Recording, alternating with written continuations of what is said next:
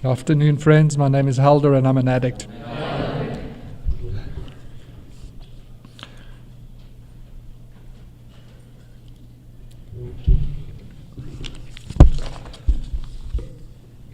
The topic is don't believe everything you think.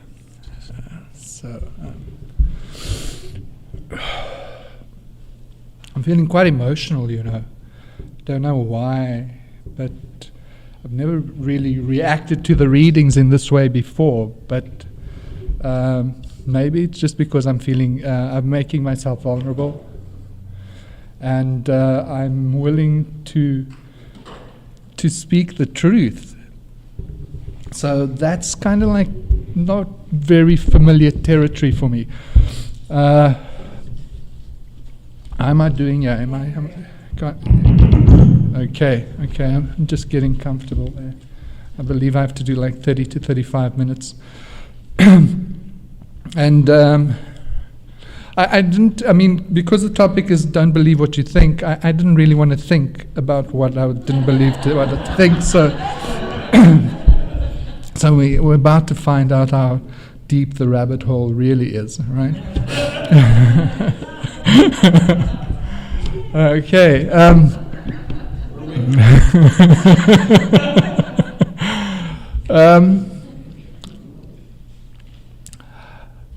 Okay, what it was like, I won't go too far back, I'm South African. I'm living in Canada. My home group is it's on Thursday night. It's what's it called? No, the one it's I've only gone to 2 meetings. I move around a lot. I travel a lot. Share and Hope on Thursday night, 8:00. You'll find me stacking chairs. That's what I do. Because I move around a lot and I've got a history of bad behavior. First thing I do is I check where the meetings are. I make sure I get to a meeting and I look around for someone who's got something that I admire, and I ask them to if they'll sponsor me, And I think that's kind of like how I'm learning to be honest, because the thing with my brand of dishonesty, well, I don't know if it's mine. I can only talk for myself. It's like it's my blind spots. I don't know. I can't see them, and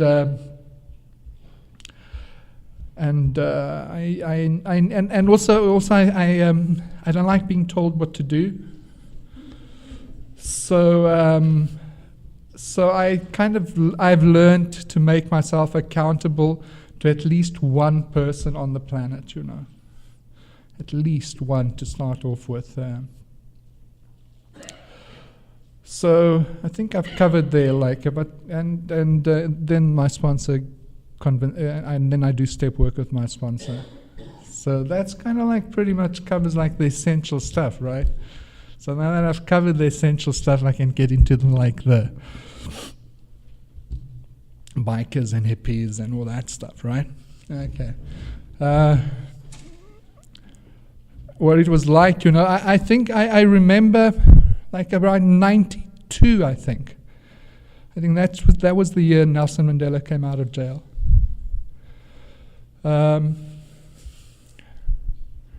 That's also the year I first came into the fellowship. The number of clean years should be a lot more than I actually have. But that's not what it's about, really, I think what it's about for me is at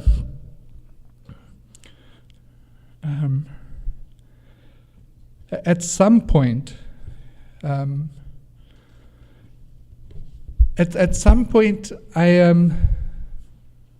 I couldn't carry on, and that, and I think, it's such a long story, because 92 is when I first came into recovery, I think when I first started using in South Africa, I must have been I was a little boy stealing my father's cigarettes, or going into the liquor cabinet. I wonder if that's being drug specific. Anyway, and just kind of like, and kind of stealing a little bit from each bottle, like being 9 years old and like knowing that if I took a little bit from each bottle and put it in one container, then I could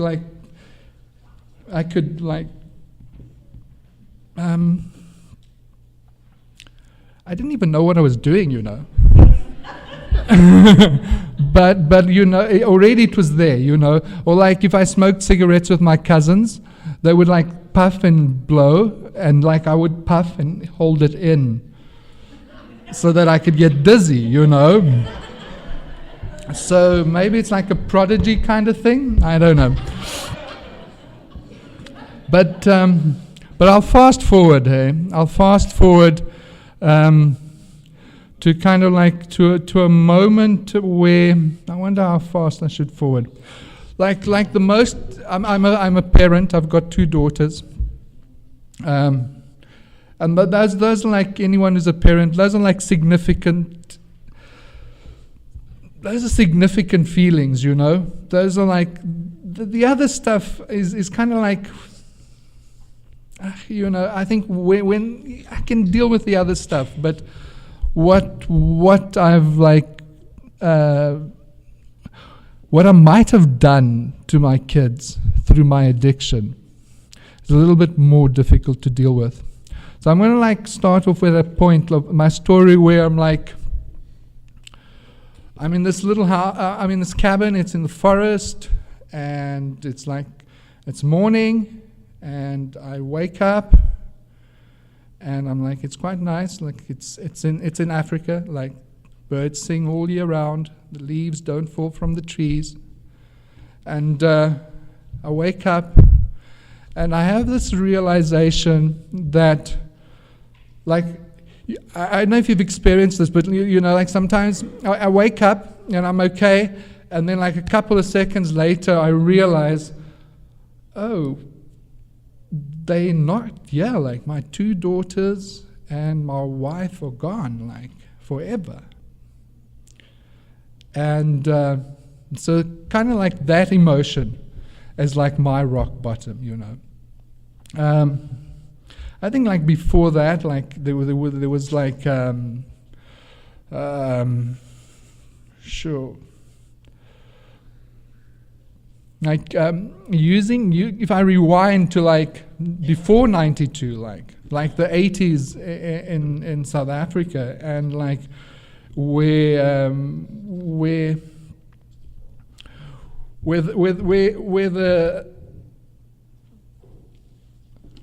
the people in charge are illegal. Okay, it kind of like makes it. It's almost a kind of a.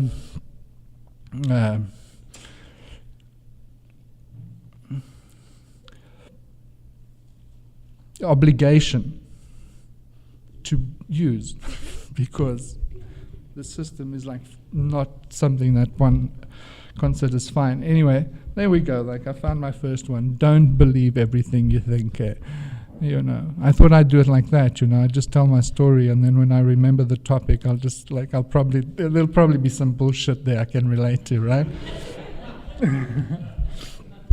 So that's probably the first.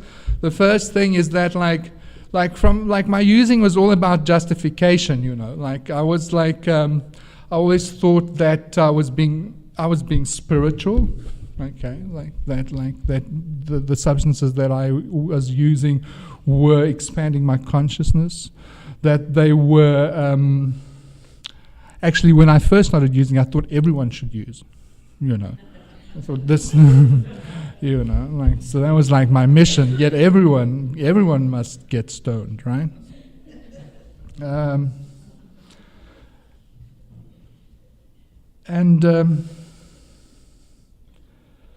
How did I find recovery, right? Okay, I'm like, because I mean I could go on like with this, like I don't know if you guys up here talk about junkie pride, you know.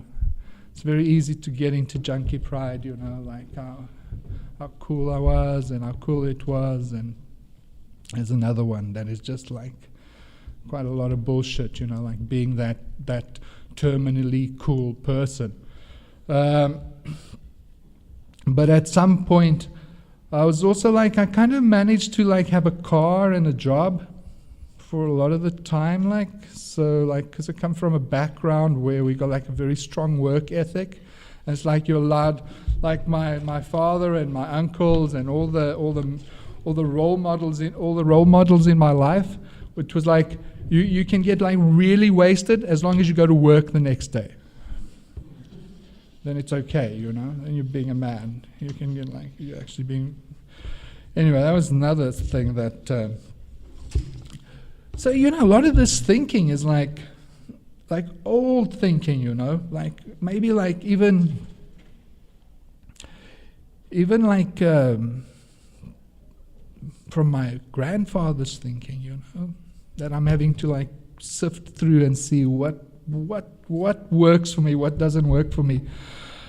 So like I've told you about like the emotional rock bottom,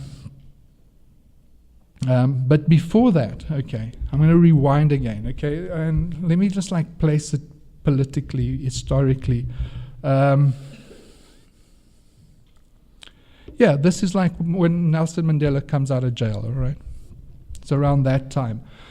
So I'm working and like I have a bender of a weekend and things aren't going well. I've done a couple of geographicals and some people have started dying and it's not so cool anymore, and like I become a little bit psychotic and I can't leave the room.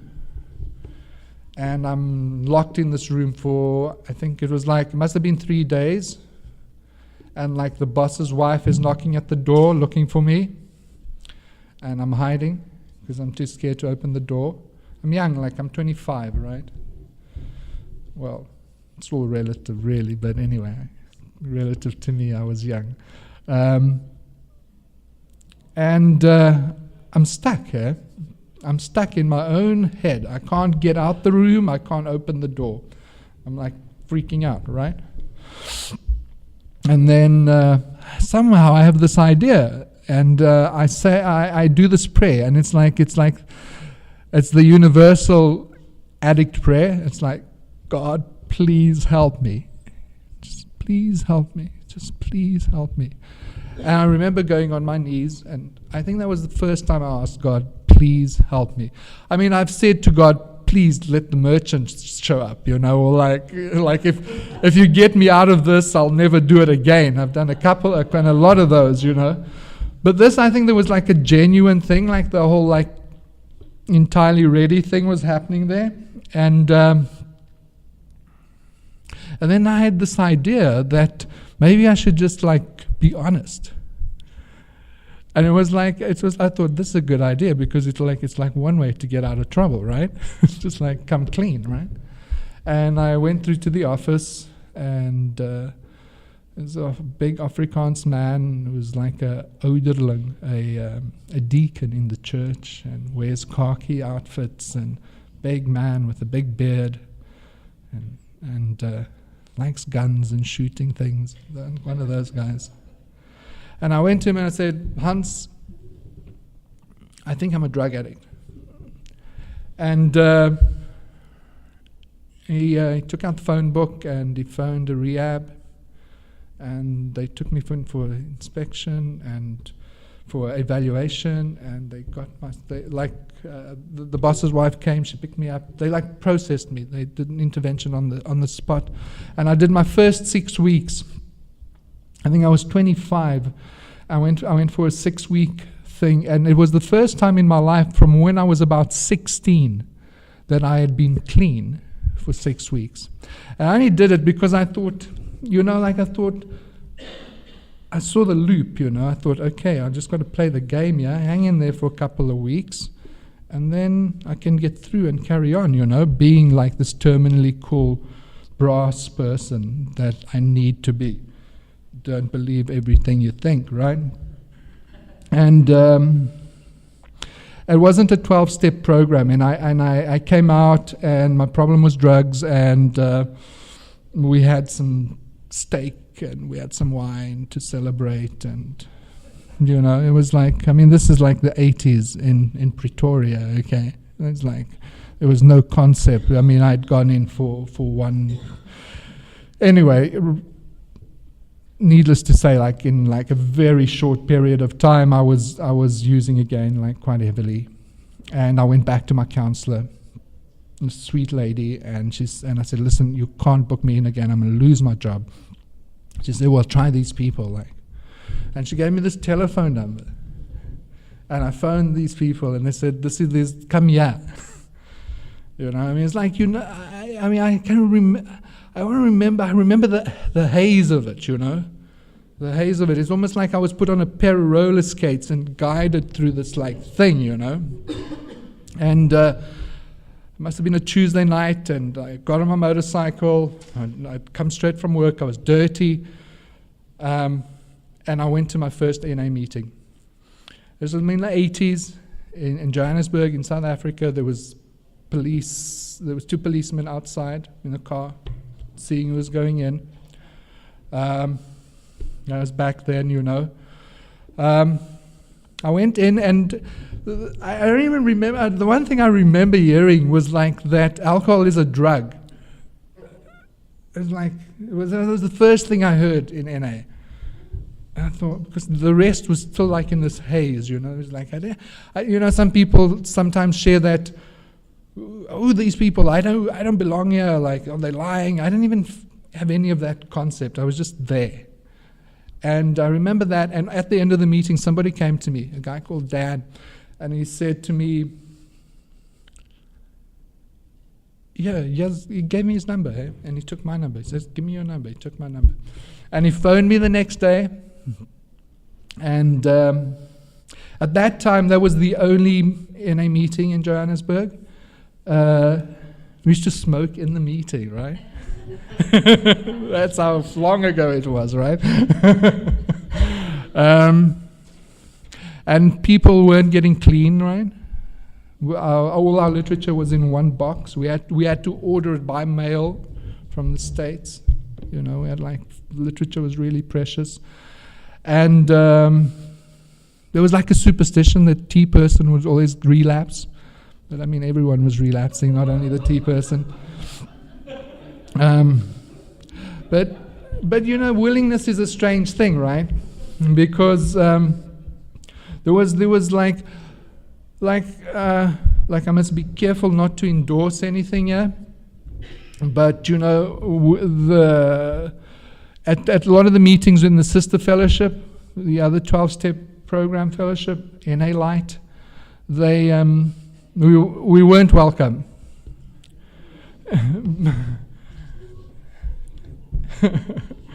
But there was one meeting, a halfway house meeting, and they welcomed everyone. So there was gamblers and sex addicts and overeaters and these guys. Their meeting's still going on. If you're in Johannesburg on a Monday night, you go to the halfway house meeting. And it's in halfway house, so that's why it's called halfway house meeting. And you look for Dougie Gordon, and they do 1 to 12.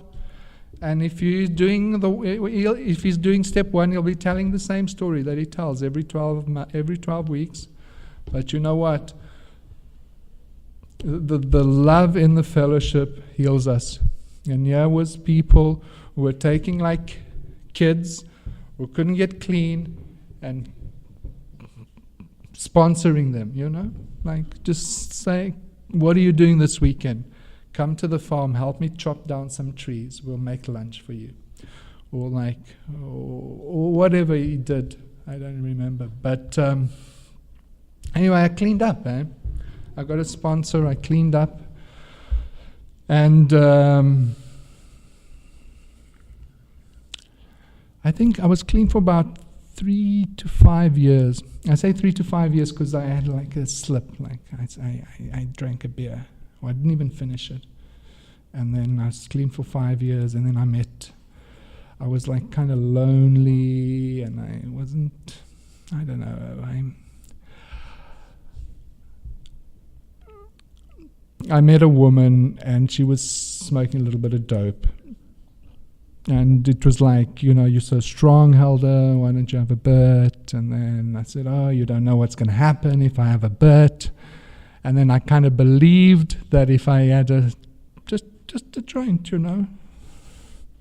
I'd be okay. Oh, I was drug specific. Fuck. And I swore. Okay, all right. Like I'll try. I can tell that I'm beginning to relax. I'll try not to say. I'm not gonna say it. All right.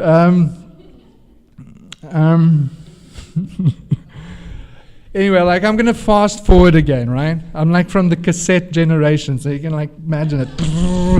And it's like another 10 years, right? And like I've got 2 kids. I'm living in the forest. I'm growing organic vegetables. We've got chickens.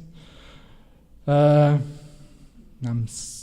like we're doing just like the holistic thing, like the bitter tea and the sweet herbs, no chemicals, no alcohol. Like just we're really cool people, right? But this disease is progressive, and no matter how much I bullshit myself, I will go back to the topic and think that I'm cool. In the end, right, what started happening, it was the summer of love, so it must have been around 97, right? And this new substances like come out, right? And it's like, this is what we've been waiting for, Helder. No side effects. It will change your life. Anyway, there's massive parties, and like I just thought, okay, if this new substance is out, I need to try it. And anyway, to like fast forward a bit.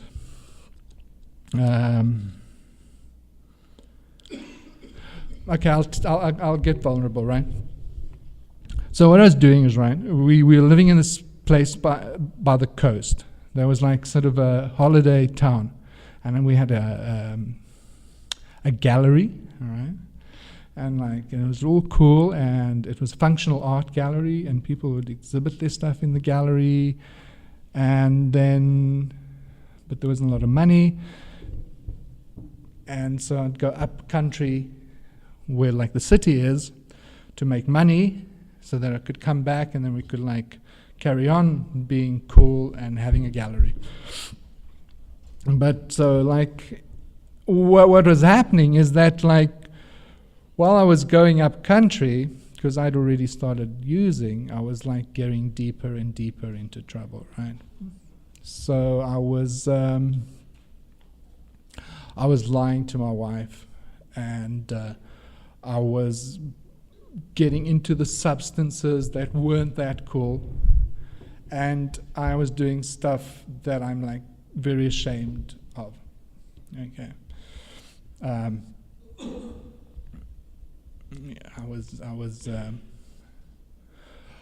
was getting my party pack on Friday night.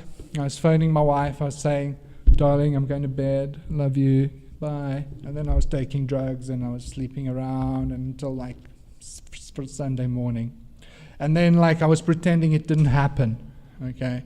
I was pretending it didn't happen. And now this is where it gets a little weird. I was like keeping a journal about all this stuff, because somehow I still thought that I was like this like Jack Kerouac kind of dude, right? And then what I was actually doing, I was like experimenting, and I was like finding material for my great novel. I don't know what it was, but I somehow bullshitted myself into thinking that if I could just make notes, then it's okay, right? Then it's scientific. Anyway, like things meanwhile back at the farm, right? things were not well, Like my ex is also in recovery, bless her, Bless her. She should actually, I should have, just in case this is getting recorded and she ever hears this, okay. For a long time, I was saying that I was doing this shit because of her. Because, now that I've been in recovery for a little while and that I've done all this, that I've done some step work, I don't even remember what it was that I was thinking. I don't even want to, I can't even access it. What it was that I believed that she was doing to me that allowed me to be so selfishly dirty, I think that's kind of as bad as I want to go, And it took me once I'm fast forwarding now, I've done step work and everything. It took me about 4 years of recovery, of doing step work, before I was willing to admit that I had to do a step. I had to do a step 7. Is it the 7 the one where you go and apologize to people? No, it's 9. After we make the list, right? And this guy had been very kind and worked with me, and he said, "Okay, you got to go to your ex-wife and you got to go apologize, And I went to her and I had a list and I said to her, I'm sorry I did all that stuff, And she just looked at me, she looked me in the eye and she said, "You don't have to apologize to me. You have to apologize to your kids." She didn't accept it. She says, "Fuck off." That's how bad it was, And and maybe it took me another year or so to kind of realize. And as I mature in my recovery, I'm beginning to understand more and more that what I did is actually unforgivable. And that for me to come with this I don't know where I learned this stuff. It was probably at Sunday school, that we forgive each other, that I have this expectation that people will just forgive me. It's like what we do, right? Well, you know what?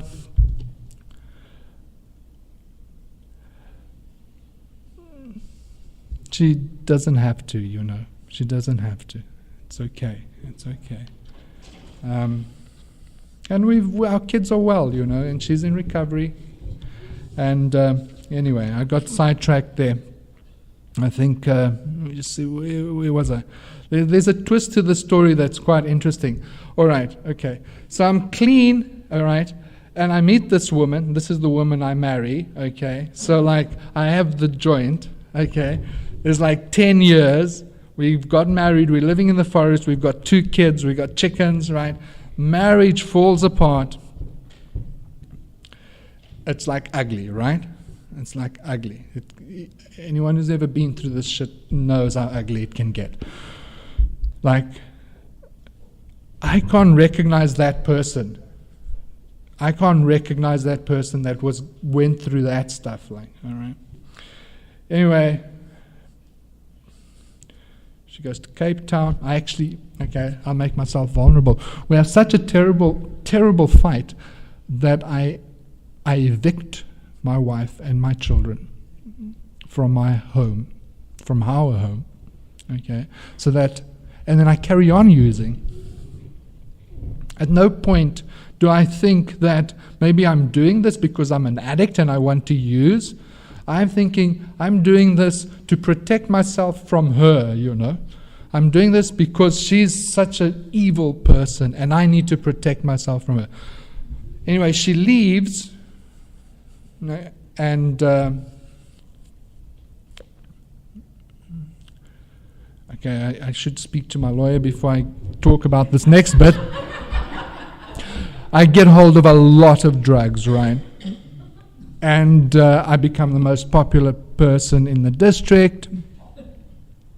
But somehow I know, you see, it's not like the first 25 years of the story where I'm a kind of innocent, where I'm just partying and experiencing, and where I actually do believe the Kuriak story, where I do believe that I am exploring You see, now at this point, I kind of know that that what I'm doing has to stop and is not right, but I'm doing it anyway. And I kind of give myself a time limit, like I'm just going to do this until they catch me or I can get away. And I'll tell you how old I am when this is happening. We've had elections, right? I'm 49. No, I'm 40. I'm 39. I'm 39. I'm 40, right? And I'm hanging out with these teenagers, and I'm giving out all these love drugs, and I've got a big bin of magic potion and herbs and stuff, right? And I think I'm so cool, right? But eventually, I'm watching a beer advert on a Tuesday evening, and I burst into tears. So I know something's wrong, I'm crying a lot, and so I go back up country, and I still kind of party for a little bit more. I'm like that 40-year-old at the rave party who doesn't realize he's 40. That guy, right? And everyone else can see it, Okay, all right. Okay, I'm gonna tell you what happens. I can't see it, all right? I can't see it. One day, I'm in front of the mirror. It's morning time, and my tooth breaks. My front tooth breaks off, right? And I'm so self-obsessed and vain that was the one thing that made me go back to recovery, right? It was just too much,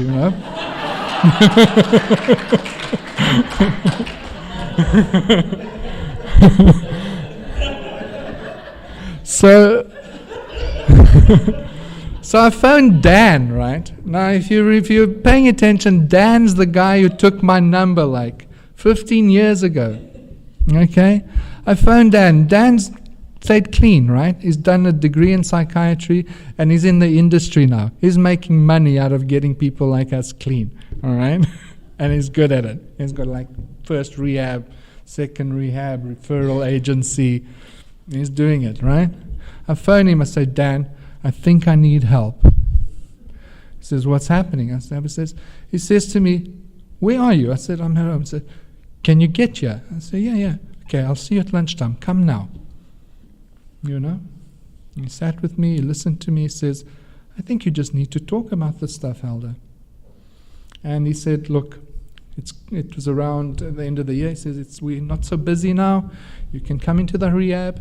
You can pay me when you've got the money. And it took me about a year to try and get clean. It took me about a year because I kept doing 90 days, and then I thought I could have a drink, because usually around I'd meet someone from the past, and I'd want to get laid, and I didn't know how to actually have a relationship with a woman without getting her drunk first. And truth, that kind of happened later, that I learned in recovery. And eventually then I thought maybe I should get a sponsor, right? And I met this guy at the meeting. I went to one meeting, this guy Cameron, and he fast-forwarded me to a 4 and 5, because he knew I'd be moving, because I'm always moving. And he probably saved my life, because it felt like I was drowning. It felt like, I don't know, I've lived near the sea quite often, and sometimes if you're swimming and you can get into these these riptides, and they pull you out, and you're trying to swim back, and you can't get back, and it's a horrible feeling. It's a horrible feeling, because no matter how hard you try, you just know that the more harder you try, you're just sinking. And the answer really is to relax, and to come round the other way. yeah, and and since then, since then I've moved a couple of times, but I make sure that I get a meeting. I make sure I've got a home group.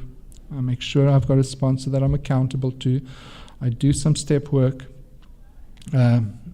depending on my sponsor. Sometimes it's more intense, sometimes it's less intense. What else do I do? That's what it's like now, eh? I've met someone, okay? I don't cheat on her. I don't lie to her, okay? And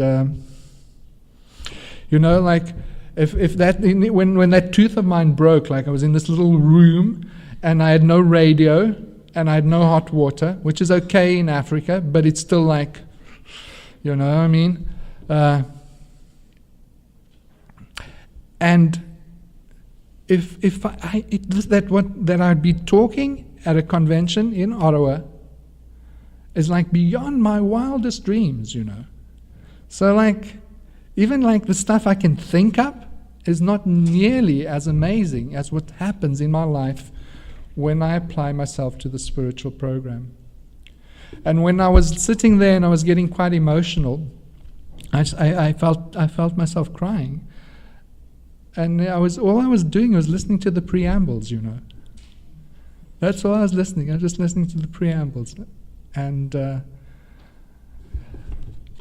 think I could probably fast forward, and in each point there's infinite detail. So, but we've only got 35 minutes, and